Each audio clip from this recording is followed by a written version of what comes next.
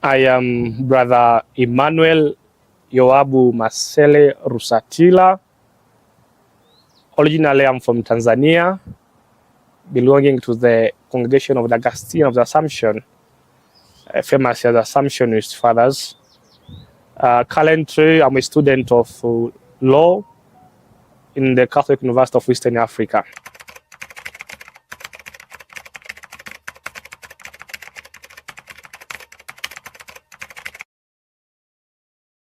Yes, according to the Bible, the divorce is something which is not allowed direct with the Bible, because when you read in the Gospel of Matthew chapter 19 from verses 6 and you continue, you see the Pharisees asked Jesus,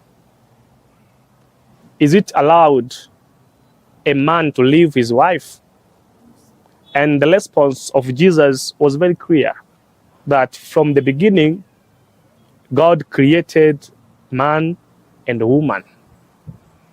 And a man will live with his parents and his family and will go and to be with his wife.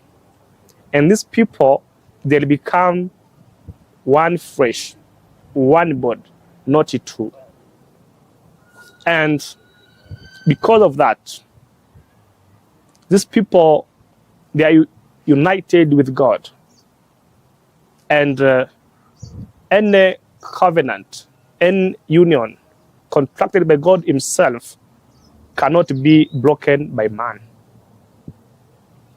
Now, the understanding of the Catholic Church, especially in the marriage, is very clear that marriage is a sacramental covenant between a man and a woman, made before God,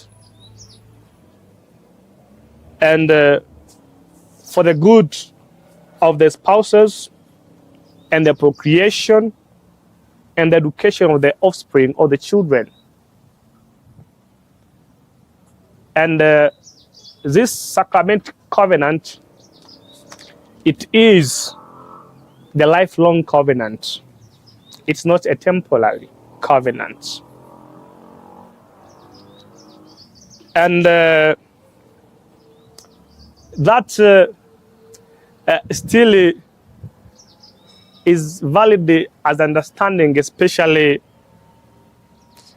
in the time of 1866 in the English laws, in the case of Hyde vs. Hyde, when Judge or Justice Oled Pezance was clear when he said marriage is a voluntary union for life of one man and one woman to the exclusion of all others. And Judge Pezance went far, and he gave some 3 important elements for the valid marriage, which he named as the first one is capacity, the second one is consent, and the third one is formal requirements. And these elements and this understanding, Padre, it was adopted by the Marriage Act of 2014 of Kenya. So that is the understanding of the marriage. But still, the Catechism of the Catholic Church affirm what Jesus taught us, that when the divorce come in, it injure the covenant of salvation, of which a sacramental marriage is a sign of God's love. So the God's love is manifested in the salvific covenant, which is marriage. So the Bible is very clear about that. And keep in mind, in the hierarchy of laws, marriage is placed in the divine law, because it's God himself who tells us that man and a woman coming together and becoming one body. It's God himself.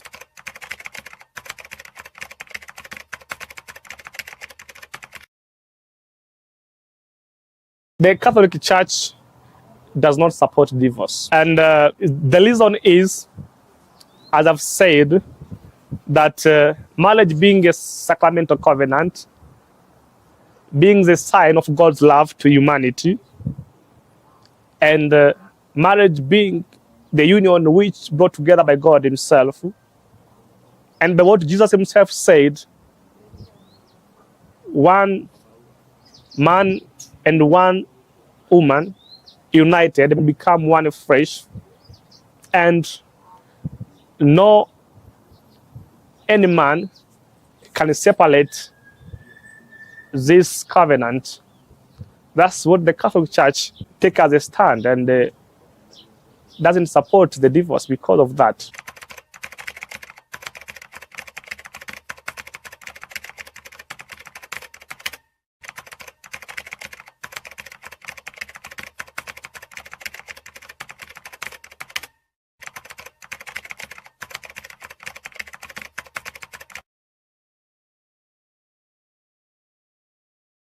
There is still out of differences in different religions, especially, and also within our Christianity. As the stand of the Catholic Church, that marriage is a lifelong covenant, lifelong vows, they are perpetual vows. It means they cannot be broken in any circumstance. But for the other part, Mohammedan marriages, for them, divorce is allowed, divorce is possible. But in a general understanding for Christianity, still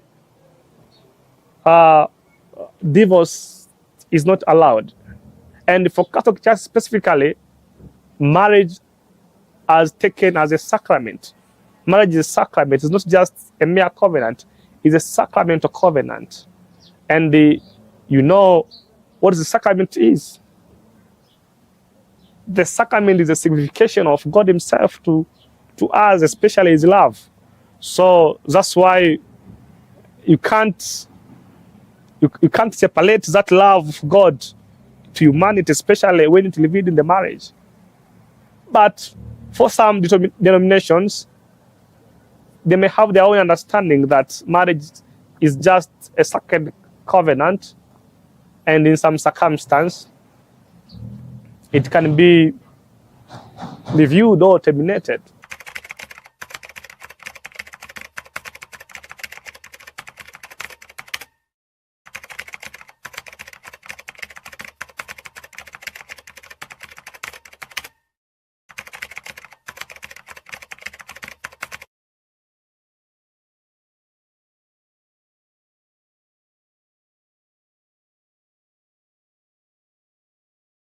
in our African perspective, when you look to our African customary law, especially African customary marriages, the understanding of Africa in marriage is a bit different, because in Africa, the marriage is a community thing, is a community agenda.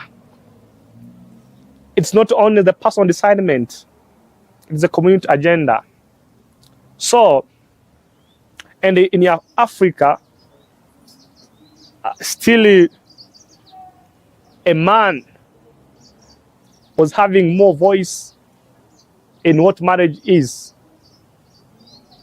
And a man could not be condemned in anything concerning marriage. That's why in African, it was very easy for a man to leave his wife, because most of African customary marriages, they are polygamous marriages. So it was very easy for one to leave his wife and go to another wife, which is different to Christianity, because Christianity, marriage is monogamous. It's only one man and one wife, not one man and many wives. So when you choose to enter in that marriage, and the way the understanding of law as marriage is a sui generis contract, it means it creates status, it creates relationship. So when you enter in that sui generis relationship, sui generis contract, it means you have no choice. You have to be able to live with it forever.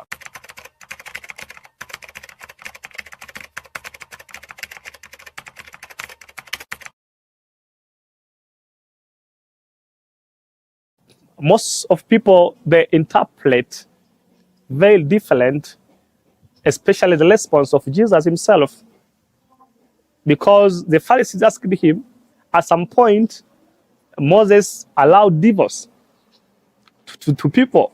What do you say about it? So it means in the Old Testament, divorce was allowed. But Jesus said, no, it was not like that from the beginning. Moses did that because of hardened hearts of people of his time. That's why he came to that. But it's not like that from the beginning. That was the stand of Jesus. But now, still people, they interpret the response of Jesus different. When he said, a man can leave his wife unless for fornication, which allies to adultery. But remember, Jesus himself, when he was talking about that, he was talking in the context, especially in the Jewish culture. You know, in the Jewish culture, the term of engagement was taken very serious as marriage. Contrary to our context, especially in Africa, engagement is engagement. Engagement can't be marriage. So that's why Jesus is talking about fornication, not adultery. Those who are in marriage, they don't fornicate. They commit adultery. Those who are not in marriage, they fornicate. So Jesus was talking about that fornication, which in a Greek term they call it Peninah, that if there is fornication in the engagement period, that is where that relationship can be called off. It's before marriage, it's during engagement. So that is the understanding, one of the understanding which I'm convinced with in the Bible perspective.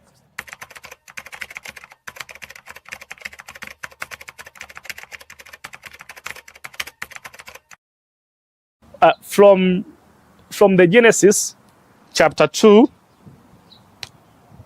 verse 24, there you can see Genesis 2 verses 4, that you can see what God himself did in his creation when he created the man from the beginning. He didn't create man and 4 women. He created man and a woman. And from there, they became husband and wife for life. When you read the Bible, especially Genesis, there's nowhere Adam and Eve, they divorced, even though in some places Eve did a mistake against Adam, Adam complained, but still they continued life. That is how the marriage is. Marriage is between people, between men of God, man and a woman. So there's no way you can come to an end. The only way for marriage to cease is when one partner dies. That's the only way.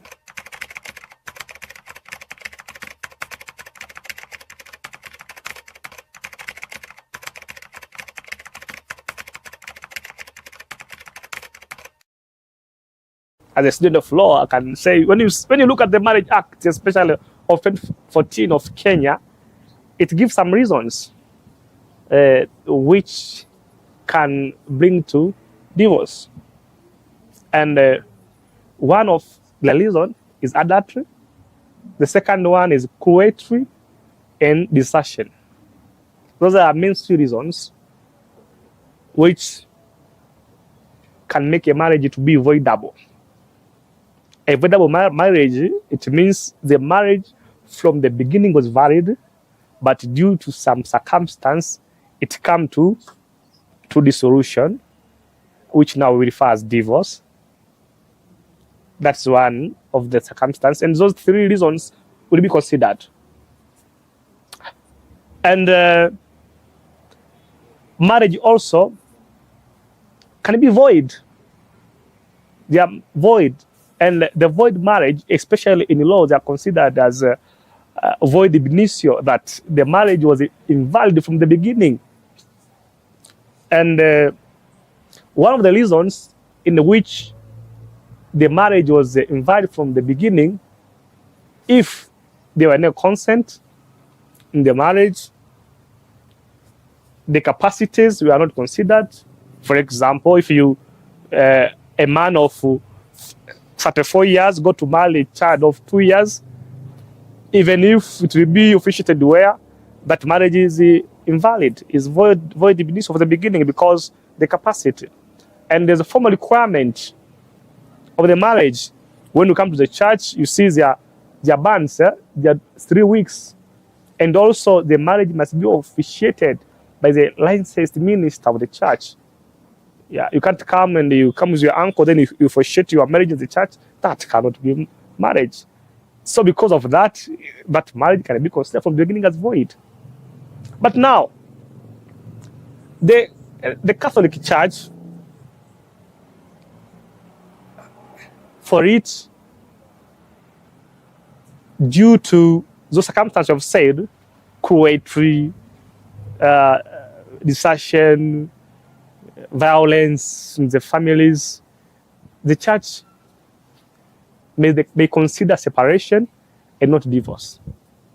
That these people, if they live far physically from each other for the sake of security of each other, but still, in the eyes of God, they'll be considered wife and husband.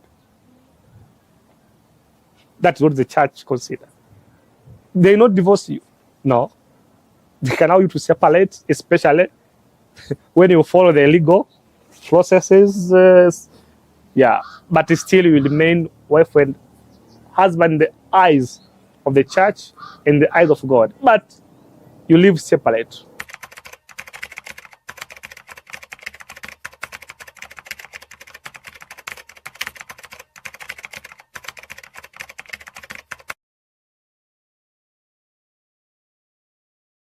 Yes, remember, they are separated but not divorced.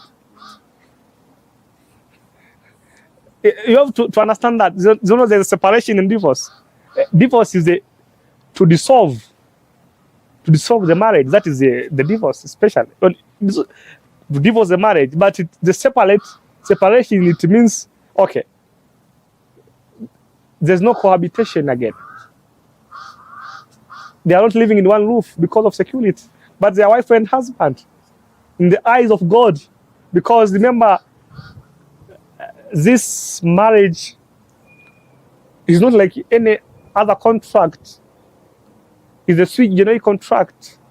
And the church referred as is a sacrament contracted by God himself. So in the eyes of God, these people are wife and husband. But for the sake of those circumstances, yeah, they can separate, living in different houses, even far from each other, but they cannot remarry. They cannot remarry because their marriage is still valid.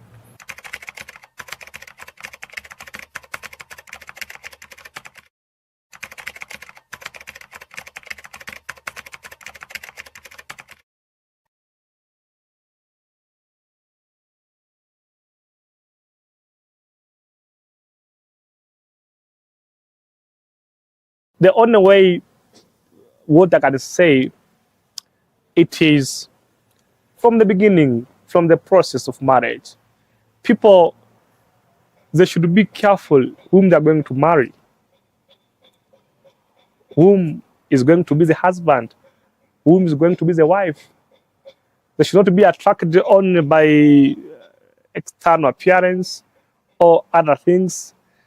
They have to consider the sui generis nature of marriage itself, that they are going to create relationship and the status. So, and they also have to understand that marriage is not only like any other contact, it's spiritual. It's more spiritual. So, because of that, they have to consider a lot of things. That's why when you read in the 1 Corinthians, letter of St. Paul, chapter 7, verses 12 to 16, you will see the way Paul was advising the people of Corinth that you can marry an unbeliever, yes, it's okay, because marriage is more spiritual. This unbeliever will be sanctified by you becoming but for you being a believer. And but he was insisting a lot. Still go to the believer. Because if you marry somebody who believes in God, believing in God, it means accepting the loves of God in your life. It means it will help you to live your faith, to journey with you in spiritual life. And it will help you to understand that the covenant which you have entered, it's the salvation covenant. So that's the only way. So it's a matter of choice.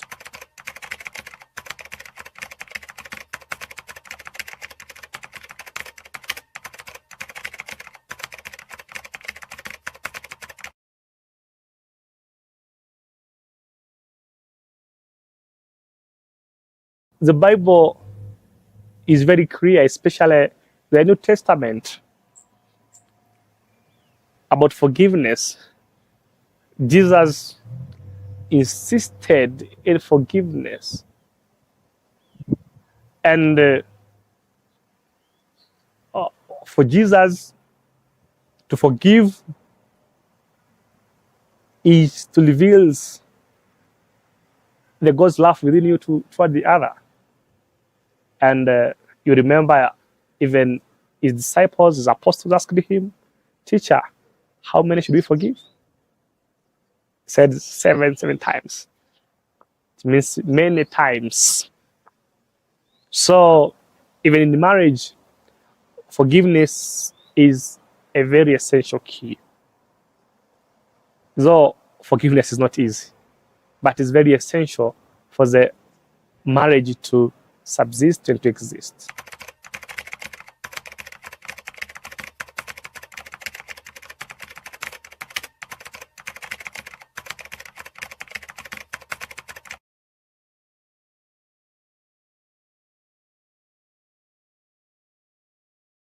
Yes, it is very, very important, especially this sacramental covenant.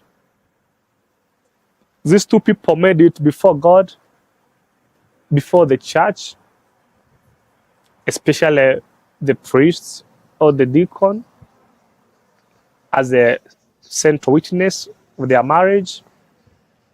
So whenever they face problems, especially in this their spiritual journey in marriage life, it's better to come back to the church and ask for guidance and help, and even to be prayed for, because not all problems can be solved only by just mere solutions. Some they need prayers.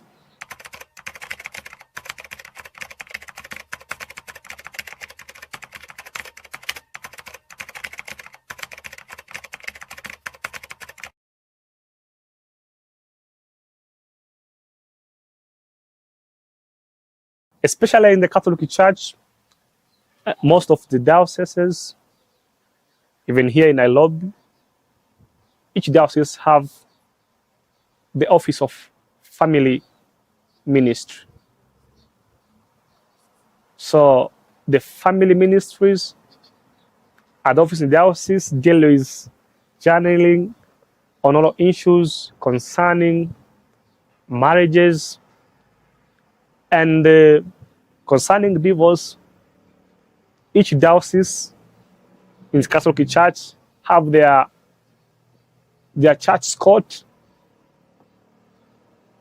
their judicial for the church, those canonists, canons, lawyers, who really they are helping to tackle the issues concerning marriage, especially when it comes to divorce.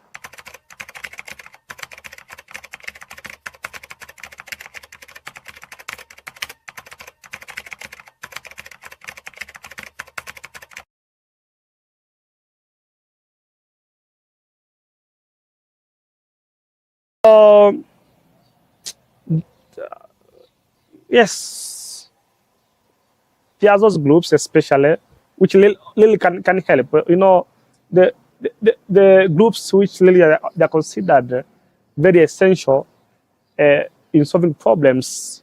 When those problems of marriages in the Bible, we have elders. So, and in our context today, elders are leaders of the church. And in the Catholic Church, the church has made far step, especially in most of the dioceses, the Catholic Church. They have those apostolic groups, spiritual movements, which really help in the marriages. For example, we have the St. Joseph spiritual movement group, which really it is there to mentor, especially men who are in the marriage, to be good husbands and to be good fathers. And also, we have the group of St. Anne as a spiritual movement. Also, that group is there to mentor women who are in marriage to be good wives and to be good mothers. So really, we have those groups in the church.